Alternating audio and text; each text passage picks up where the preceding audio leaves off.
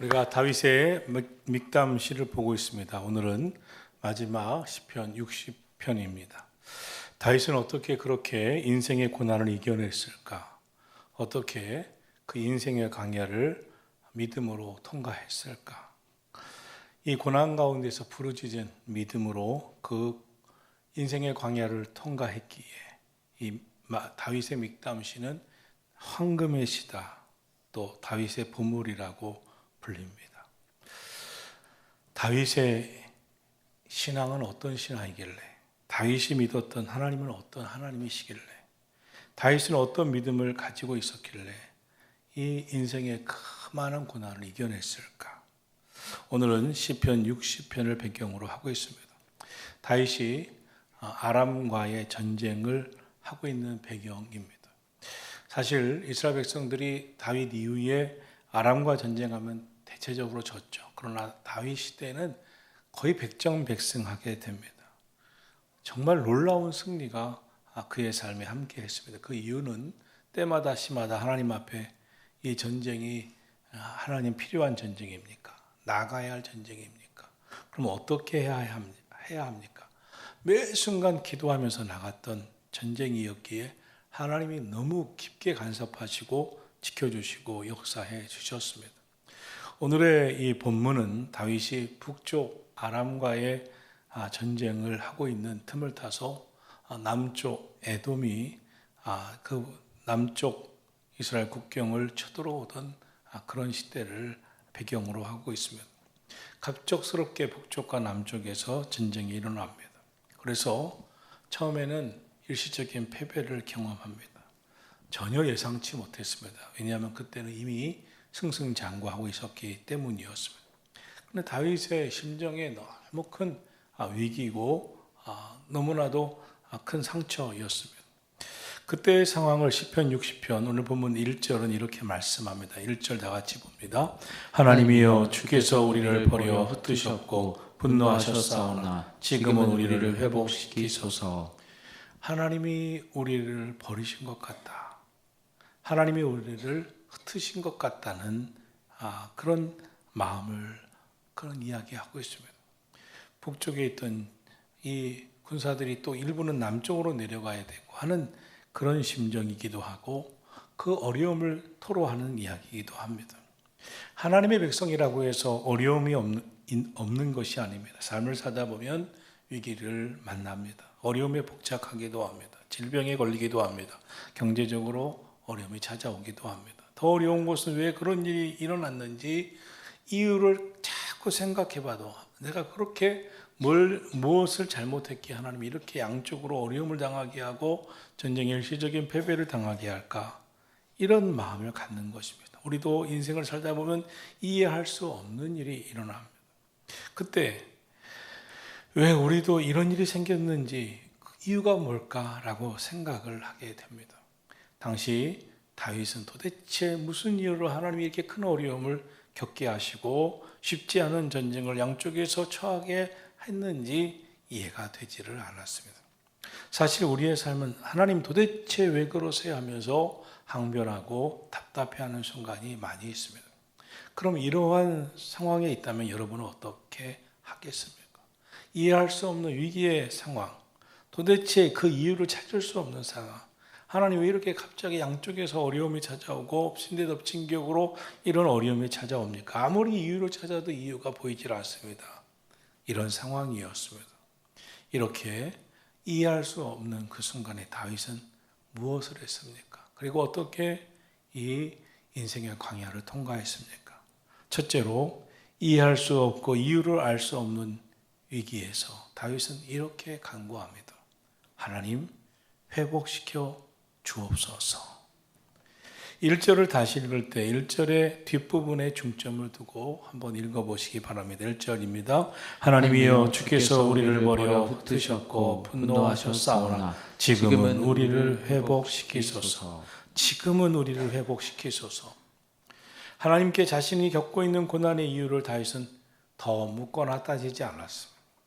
하나님께서 왜 이렇게 흩으셨습니까? 하나님 분노하셨습니까? 그 이유를 묻고 따지지 않았습니다. 다윗의 기도는 오직 회복만을 위한 기도였습니다. 다윗은 이렇게 기도합니다. 지금은 우리를 회복시키소서. 우리의 신앙생활에도 이러한 다윗의 태도가 정말 중요합니다. 물론 고난의 이유를 알 수 있을 때도 있습니다. 내가 잘못했지, 내 죄지. 그때는 회개해야 되는 때입니다. 진실하게 하나님이 기뻐하실 정도로 회개해야 합니다. 그런데 문제는 왜 이런 일이 일어났는지 이유를 알 수 없을 때죠. 그때 하나님께 따져 본다고 하는 것은 오히려 시험에 들게 되는 것이고 더욱 신앙이 침체에 빠져들게 되는 것입니다. 과연 창조주 앞에, 전능하신 하나님 앞에 피조물인 우리가, 그리고 유한한 우리가, 연약한 우리가 할 수 있는 것은 무엇입니까? 어떻게 해야 한다고 생각합니까? 이유를 따져 묻는 것입니까? 그건 어리석은 것입니다. 피조물이 창조주에게 이유를 대달라니 그것은 어리석고도 한참 어리석은 것입니다. 다윗은 어떻게 합니까? 그저 하나님께 회복시켜달라고 간구합니다. 이유를 아는 것보다 더 중요한 것이 회복되는 것이기 때문입니다. 회복되는 것, 이것이 제일 중요합니다. 하나님 회복시켜 주옵소서. 회복되면 문제는 다 해결되는 것이기 때문입니다. 그럼에도 불구하고 이유를 알아야겠다고 따지는 것은 하나님의 완전한 주권을 인정하지 못하는 겁니다. 하나님이 행하시는 일을 자신이 평가하겠다는 겁니다. 종종 성도들에게도 그런 질문을 받습니다. 이유가 뭘까요? 하나님이 왜 그러셨을까요? 이것은 완전한 주권을 가지고 계신 창조주 조물주이신 하나님이 피조물이 하나님의 일을 평가하겠다는 겁니다. 그것은 어리석고 교만한 겁니다.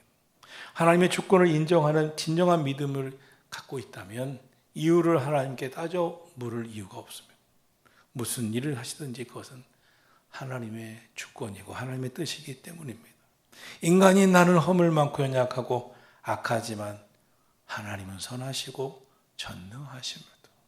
나의 방법대로 되는 인생은 절대 아닙니다. 하나님의 뜻대로 되는 인생입니다. 그러므로 하나님의 뜻이라면 깨닫게 하시되 회복시켜 주옵시고 더욱 주님의 뜻대로 되기를 원하나이다. 우리는 하나님께 이유를 묻는 존재 아닙니다. 긍휼을 구하는 존재입니다. 이것이 다윗 영성의 핵심이었습니다. 다윗은 하나님이 어떠한 분이신지를 알았습니다. 하나님은 창조주시고 전지전능하신 분이십니다. 동시에 하나님은 사랑과 긍휼의 하나님이십니다. 그러면 어디에 호소해야 되겠습니까?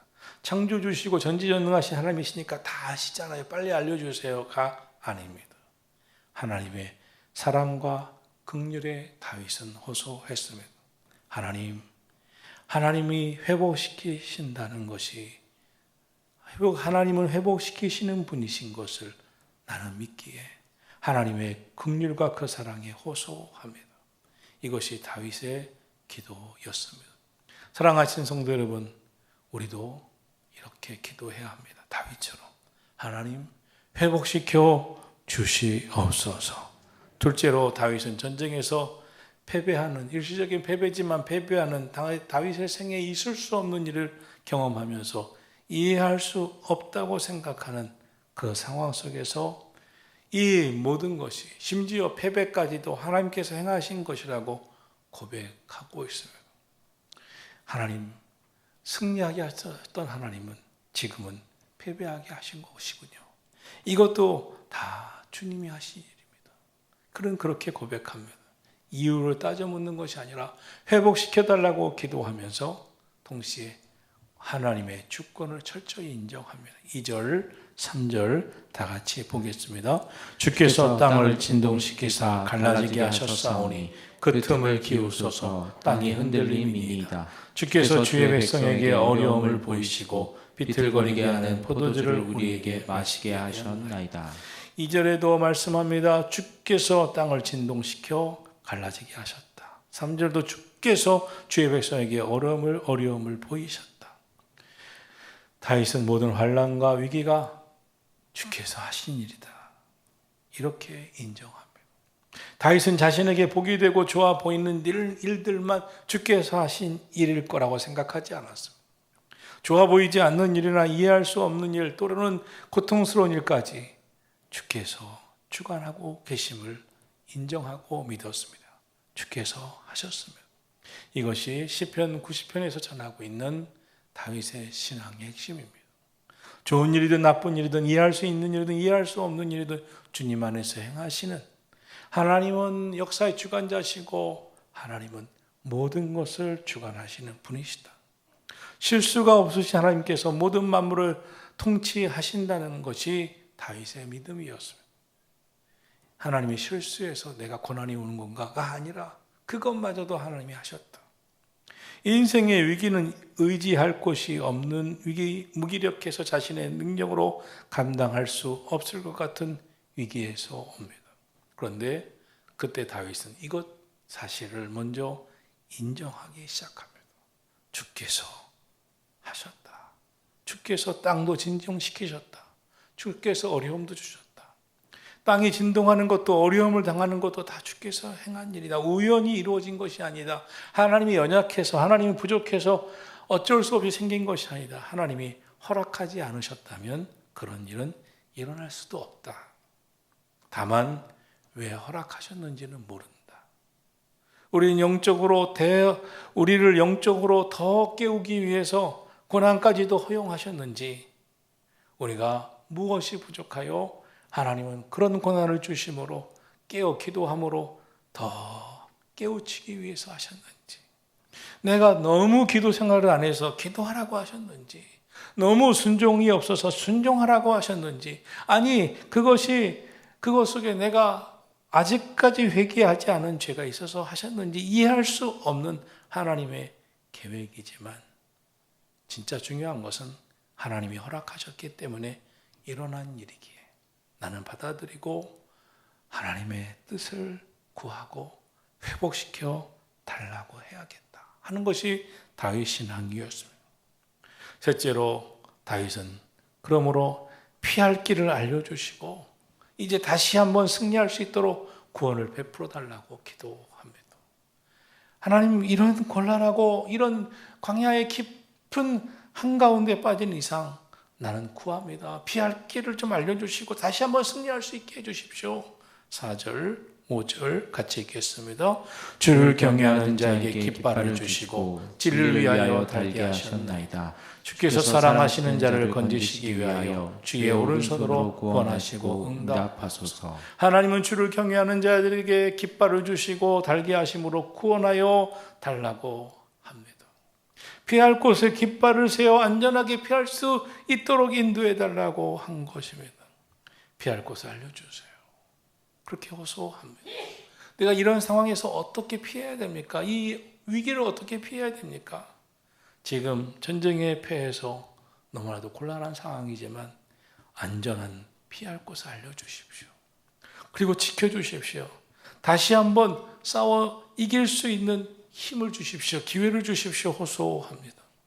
하나님께서 다윗의 기도를 들어주셨죠. 깃발을 세워주셨죠. 피할 길을 보여주셨죠. 그리고 승리하게 하셨습니다.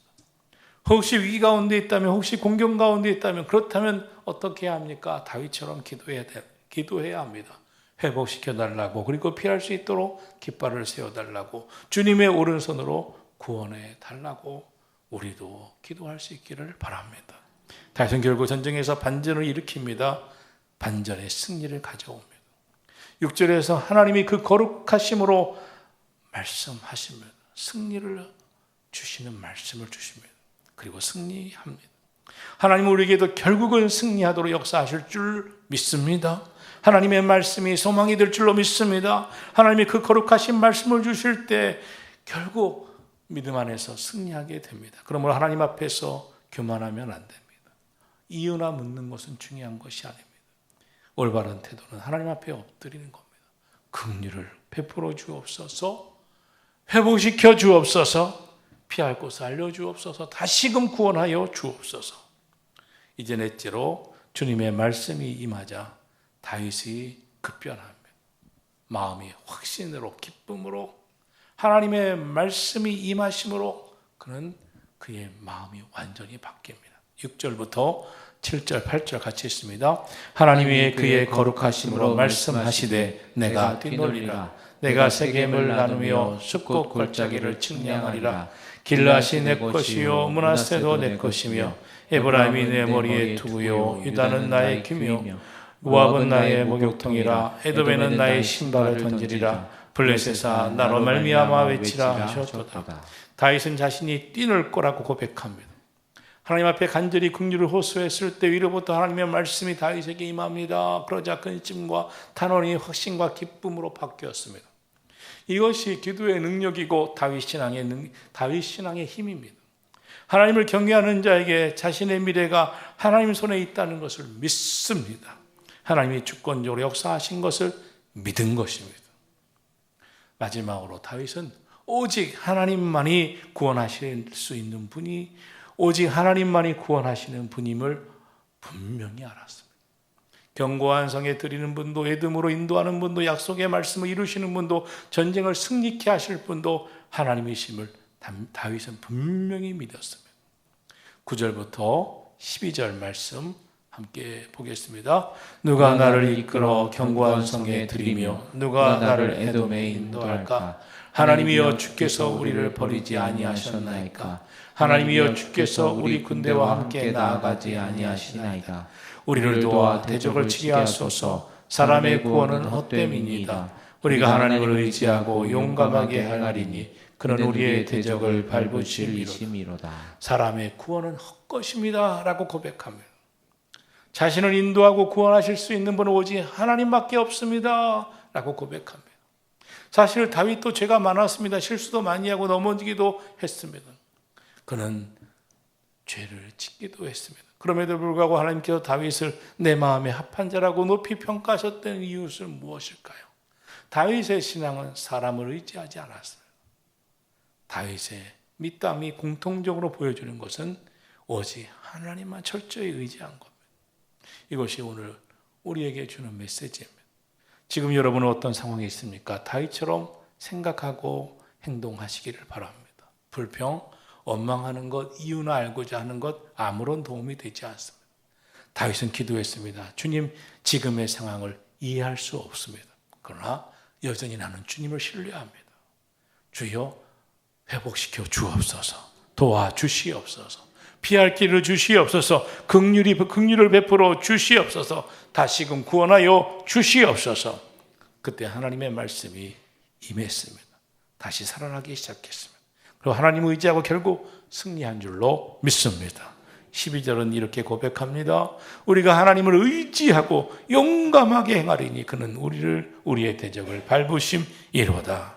사랑하시는 성도 여러분, 힘든 시간을 보냅니까? 기도하며 하나님을 전적으로 의지하시기를 바랍니다. 그럴 때 우리를 통해 하나님의 뜻이 이루어질 줄로 믿습니다. 정녕 하나님께 속한 사람이라면 아무것도 염려하지 마십시오. 하나님께서 모든 일에 우리 삶에 개입하실 줄로 믿습니다. 하나님께서 우리를 버리지 않으십니다. 우리를 사랑하십니다. 회복시켜 주십니다. 하나님께서는 우리를 통해 하나님의 영광을 드러내실 줄로 믿습니다. 사람의 구원은 헛것이지만 하나님의 구원은 완전합니다. 하나님께서는 실패하지 않으십니다. 하나님께서 우리를 승리하게 하실 줄로 믿습니다. 깃발을 흔들게 하실 줄로 믿습니다. 전능하신 하나님, 그 하나님이 누구십니까? 다윗의 그 하나님이 오늘도 나의 하나님, 나의 힘이 되신 나의 하나님이신 줄로 믿습니다. 기도하겠습니다. 하나님